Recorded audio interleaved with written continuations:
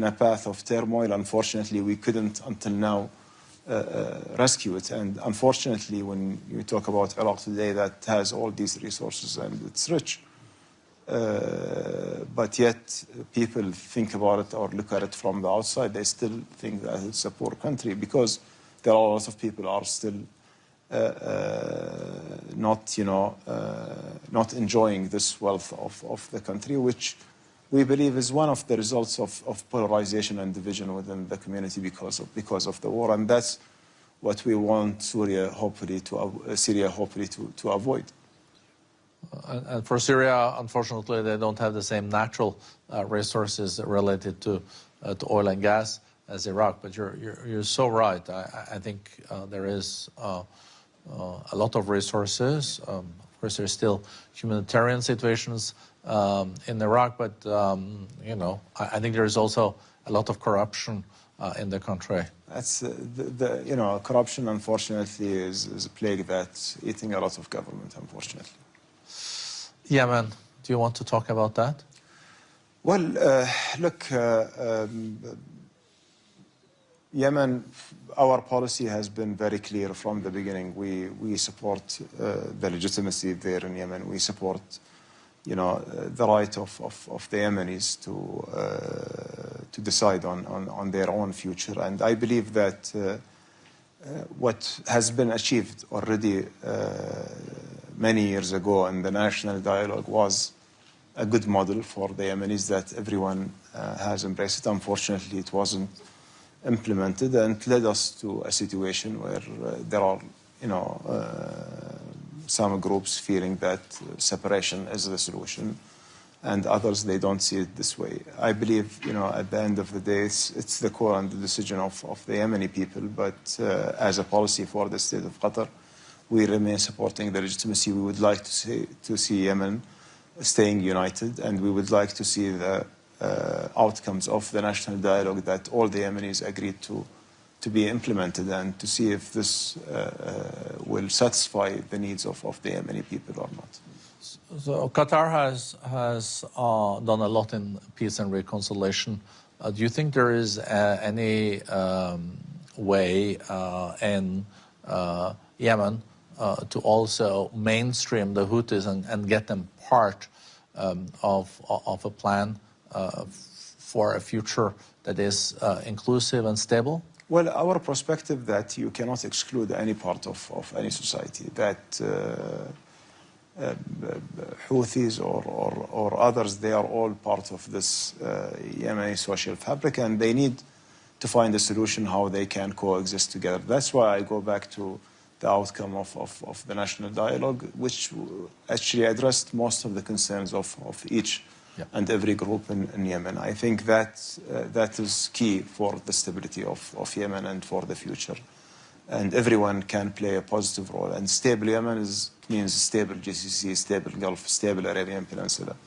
And stable Arabian Peninsula, it means also a stable region. And I always, reiterate the importance of this is the right moment for all of us to come together and to start talking very openly and, candidly about our security concerns, and try to put together a security architecture where we feel really protected and safeguarded.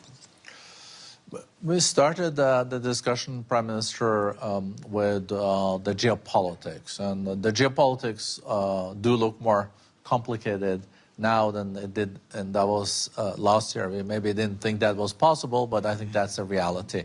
But what is surprising is that, IMF came out with their growth numbers yesterday or the day before, and now it's 3.3% economic growth expected this year. So the economy is very, very resilient, and trade is growing, but what is fueling this is also the investments in the artificial intelligence. So how do you explain this? Why the global economy is so resilient and has already kind of adapted to the new realities of geopolitics? It's like water; it finds its way. It's not okay. It adapts eventually, but it's not right now. It's not about the adaptation. It's more about the effects of this geopolitical turmoil didn't reach yet, those economic numbers that you are seeing until now. And I believe that any geopolitical complication globally that we are seeing today, we are going to see the effects and the consequences in maybe not today, but in a year or two time. Yes, there is a big growth that's happening in the technology and artificial intelligence that's driving this global growth. But if you are going to look at across sectors, there are areas which have been affected because of this geopolitical situation. And for Qatar, we know you so well as the foreign minister, and you have been through different phases as foreign minister. Has not been the easiest job, but you've done it so well that the Emir also made you prime minister. So you're also in charge of the economy.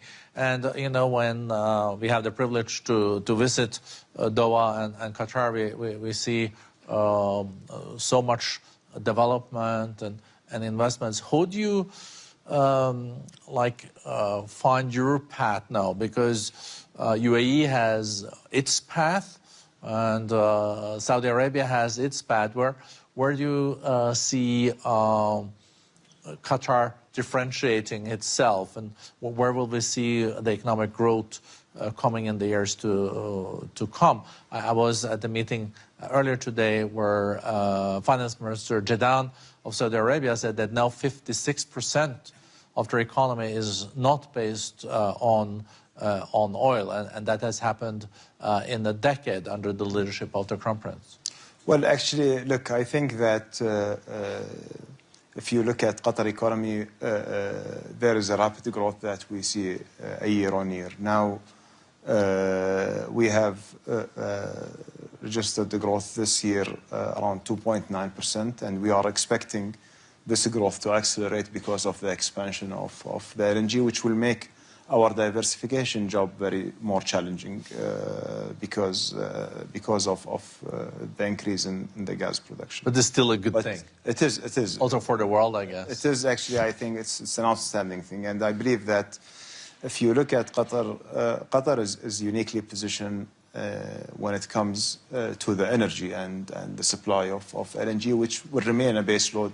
That all this revolution that you see in the AI and in technology will require to power, their data centers and to power this compute that they will need. So Qatar is at the center of this progress and development that's happening. Second, our diversification agenda has been moving in the right direction. We are more than 60% now non-hydrocarbon GDP, and we are looking forward to grow it further. We see the numbers in foreign direct investments increasing in a very good progress. We see the inflation below 1% and managed with all this growth that's ongoing. We believe that energy is our strength, is our power. We believe that diversification is our resilience, and we believe that technology is the future. Packaging all those together, I think Qatar have a great path forward, and I believe that what we are going to see in the next few years, you will see Qatar has been already very well known in establishing multinational companies and global brands like Qatar Airways or QNB or we have around 44 global brands that Qatar has invested in and established. And what we are looking for is really to double down on our national champions and expand this number. So hopefully this year, we will have some good news about some platforms to encourage this national champions to be more globally, to be more global players. No, really impressive. I would have loved to continue the conversation, but we also have limited time. It's always a great pleasure, Sheikh Mohammed, Prime Minister of Qatar, to both have you in Davos, but also to listen to your insights. So Thank you. Thank you very much. Thank you.